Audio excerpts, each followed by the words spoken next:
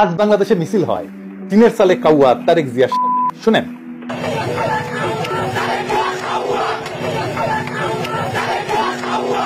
এর দায় কার?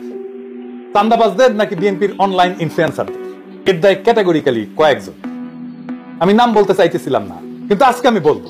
আমি তালিকা করে আজকে নাম বলবো। এই তালিকার প্রথমে থাকবে ফাহাম আব্দুল সালাম, শাহেদ আলম, রাশেদ, বুলডগ মির্জা, অ্যাপোলো, জুলকারনাইন সাহেব, রুমিন ফারহানা, ফজলু পাগলা, কথা কামাল, মারুফ, বিএনপির সাথে অ্যালাইন হওয়া সিপিবি বামপন্থী ঘটনার লোকেরা এবং আরো কয়েকজন।